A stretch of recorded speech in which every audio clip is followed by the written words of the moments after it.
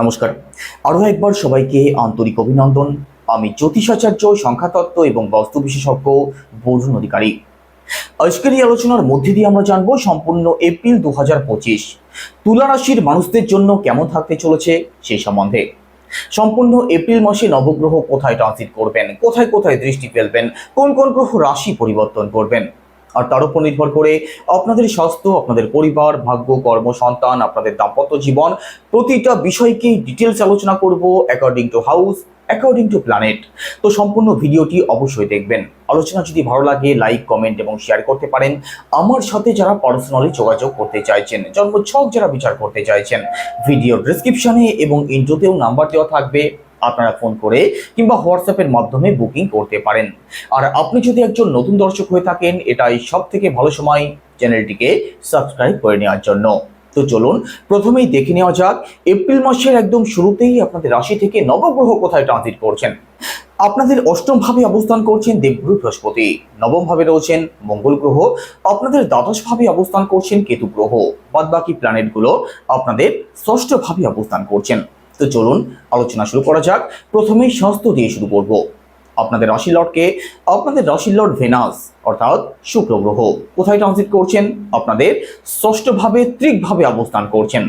তবে আপনাদের ষষ্ঠ ভাব অর্থাৎ মীন রাশিতে শুক্র গ্রহ সবসময় তুঙ্গস্থ থাকেন, এক্সল্টেড থাকেন। তো সম্পূর্ণ এপ্রিল মাসে শুক্র গ্রহ যেহেতু এক্সল্টেড থাকবেন, তো এখানে স্বাস্থ্য নিয়ে দুশ্চিন্তার কোনো কারণ নেই। স্বাস্থ্য আপনাদের ভালোই থাকবে। স্বাস্থ্য সংক্রান্ত কোনো সমস্যা থাকলে তার থেকেও কিন্তু আপনি মুক্তির পথ অবশ্যই পেতে পারেন। তবে একটা সমস্যাও থাকছে। কোন দিক থেকে? শুক্রের সাথে রাহু অবস্থান করবেন, শুক্রের সাথে সূর্যদেব অবস্থান করবেন। শুক্রের সাথে যেহেতু রাহু অবস্থান করবেন, তো আপনাদের মধ্যে হেডেক কিন্তু কম বেশি থাকবে। যে কোনো বিষয় নিয়ে ওভার থিঙ্কিং আপনাদের মধ্যে থাকতে পারে, টেনশন কম বেশি থাকতে পারে। এই দিকটাকে অ্যাভয়েড করার চেষ্টা করবেন। একই সাথে সম্মানের জায়গাটাকে বজায় রাখার চেষ্টা করবেন, অর্থাৎ এমন কোনো ক্রিয়াকলাপ করবেন না যেখান থেকে আপনার সম্মানের হানি ঘটতে পারে। কারণ 13 তারিখের আগে পর্যন্ত কিন্তু রবিও আপনাদের ষষ্ঠভাবে শুক্র এবং রাহুর সাথে অবস্থান করবেন। তো নিজেকে অবশ্যই কন্ট্রোলে রাখার চেষ্টা করবেন, না হলে কিন্তু সম্মান হানি আপনাদের ঘটতে পারে। এবার পরিবার, সেকেন্ড হাউস থেকে পরিবারকে বিচার করা হয়। আপনাদের সেকেন্ড হাউসের লর্ডকে, আপনাদের সেকেন্ড হাউসের লর্ড মঙ্গল গ্রহ কোথায় ট্রানজিট করছেন? আপনাদের নবম ভাবে তো অবস্থান করছেন, তবে 2 তারিখ রাশি পরিবর্তন করে আপনাদের দশম ভাবে প্রবেশ করবেন। তো সম্পূর্ণ এপ্রিল মাসে নবম ভাবে, দশম ভাবে মঙ্গলের অবস্থান তো অবশ্যই ভালো থাকবে। তো পারিবারিক দিক থেকে সাপোর্ট আপনি অবশ্যই পাবেন। পারিবারিক দিকটা আপনাদের অবশ্যই ভালো থাকবে। পরিবারে কোনো সমস্যা যদি থেকেও থাকে, তার থেকে আপনি মুক্তির পথ অবশ্যই পেতে পারেন সম্পূর্ণ এপ্রিল মাসের মধ্যে। একই সাথে সেকেন্ড হাউস থেকে আমাদের ফিনান্স, আমাদের ব্যাংক ব্যালেন্স, আমাদের সেভিংস, এই সমস্ত দিকগুলোকেও বিচার করা হয়। তো আপনাদের সেকেন্ড হাউসের লর্ড যেহেতু আপনাদের ভাগ্যস্থানে অবস্থান করবেন, তারপর আপনাদের দশম ভাবে অর্থাৎ কর্মস্থানে অবস্থান করবেন। তো এখানে অর্থনৈতিক দিকটাও ভালো থাকবে। অর্থনৈতিক দিক থেকে সচ্ছলতা আপনাদের মধ্যে অবশ্যই থাকবে। তবে 2 তারিখের পরবর্তী সময়ে মঙ্গলের উপরে যেহেতু রাহুর পঞ্চম দৃষ্টি পড়বে, তো খরচের মানসিকতা কিন্তু আপনাদের বাড়তে পারে। খরচ যে কোনো দিক থেকে বাড়তে পারে, তবে ইনকামের জায়গাটা আপনাদের অবশ্যই ভালো থাকবে।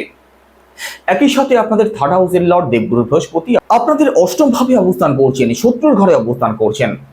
তো দেবগুরু যেহেতু ত্রিকভাবে অবস্থান করছেন, থার্ড হাউসের দিক থেকে পজিটিভ ফল প্রাপ্তির সম্ভাবনা কিন্তু অনেক অংশেই কম।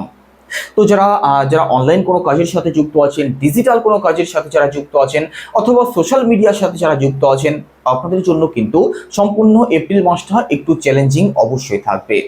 আপনাদের মধ্যে লেজিনেস থাকবে, আপনাদের মধ্যে সাহস, আত্মবিশ্বাসের অভাব থাকবে। পরিশ্রম করলে পরিশ্রমের ফল পেতেও আপনাদের কিন্তু একটু সময় বেশি লাগতে পারে।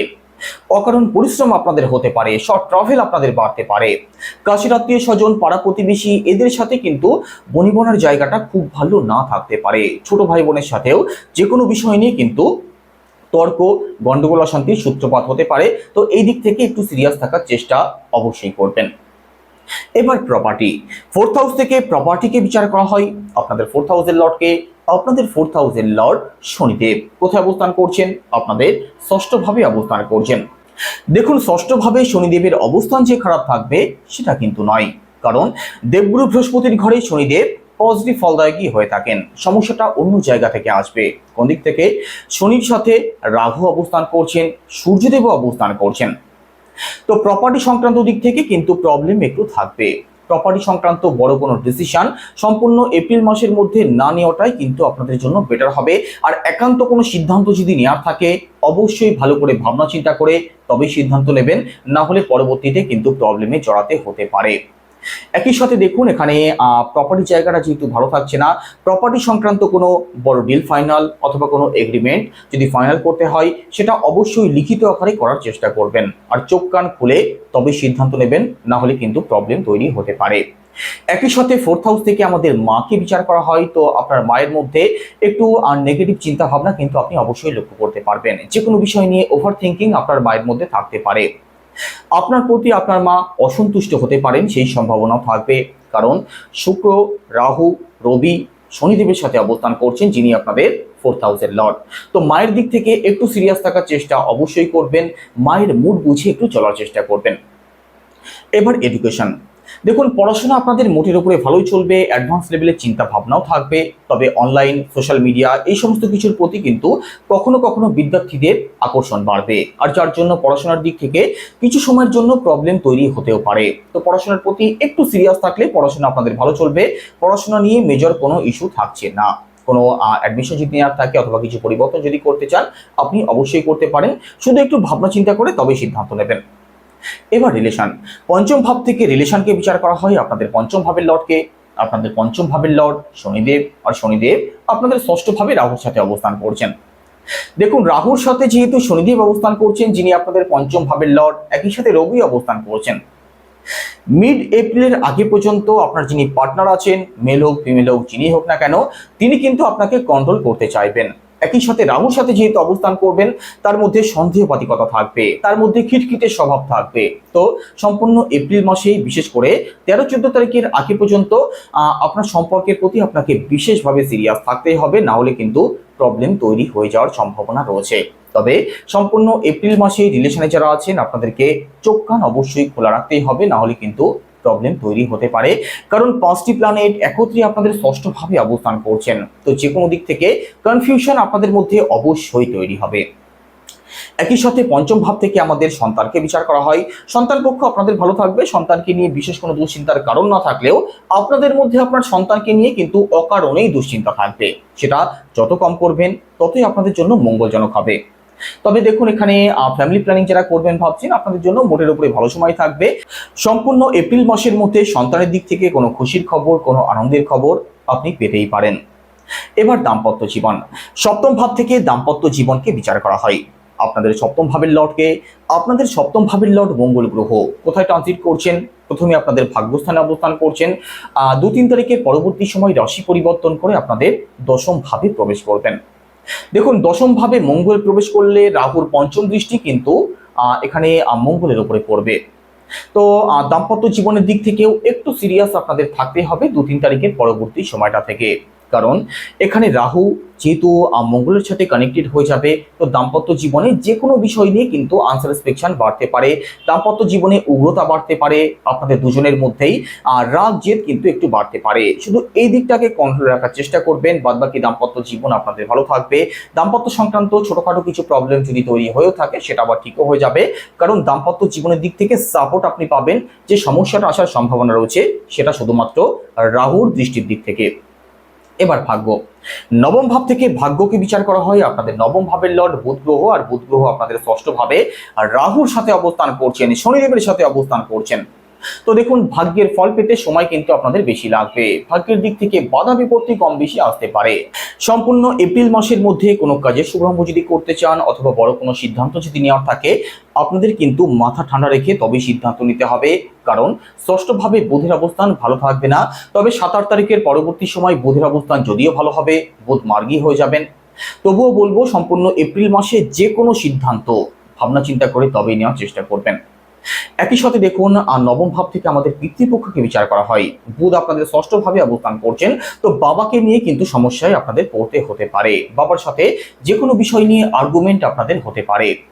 দেখুন, উচ্চশিক্ষার জায়গাটা আপনাদের মোটের ওপরে ভালো থাকবে, তবে একটু সিরিয়াস থাকতে হবে পড়াশোনার দিক থেকে।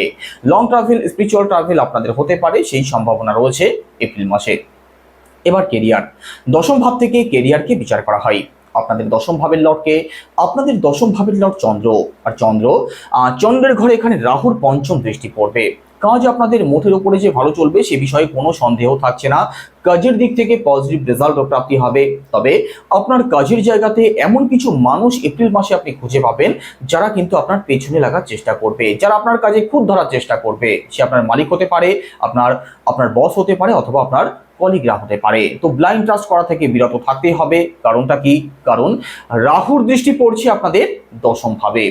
একই সাথে দশম ভাবে যেহেতু মঙ্গল গ্রহ প্রবেশ করবেন, তো কাজের জায়গাতে আপনি যে মাথা গরম করে ফেলবেন এটাই কিন্তু স্বাভাবিক। আর সেটাকে আরো বাড়িয়ে দিতে পারে রাহুর পঞ্চম দৃষ্টি। তো দেখুন, এখানে ব্লাইন্ড ট্রাস্ট করা থেকে বিরত থাকতে হবে। নিজের মাথাকে যত ঠান্ডা রাখতে পারবেন কাজের দিক থেকে, ততই কিন্তু উন্নতি প্রাপ্তির সম্ভাবনা আপনাদের বেশি থাকবে। এপ্রিল মাসে কাজ আপনাদের ভালো চলবে। শুধু নিজের মাথাকে একটু ঠান্ডা রাখার চেষ্টা করবেন। কারো পলিটিক্সের চক্রে যাতে জড়িয়ে না পড়েন সেদিক থেকে সিরিয়াস থাকবেন। দেখুন, চাকরির চেষ্টা যারা করছেন আপনাদের জন্য ভালো সময় থাকবে। ভাগ্যের সাপোর্টও পাবেন। কর্মস্থানও আপনাদের যে খুব খারাপ থাকছে সেটাও নয়, শুধু চেষ্টা একটু বেশি করতে হতে পারে।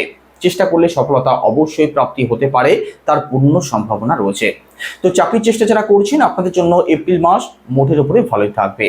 ব্যবসার কথা যদি বলা হয়, সপ্তম ভাব থেকে ব্যবসাকে বিচার করা হয়। সপ্তম ভাবের লর্ডের অবস্থান ভালো থাকছে।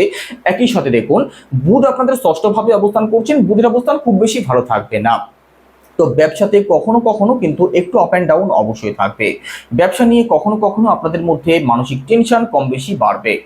তবে ব্যবসা যে খুব বেশি খারাপ চলবে সেটা কখনোই নয়, কারণ সপ্তম ভাব থেকে ব্যবসাকে বিচার করা হয়। সপ্তম ভাবে লর্ড আপনাদের দশম ভাবে, আপনাদের নবম ভাবে অবস্থান করবেন।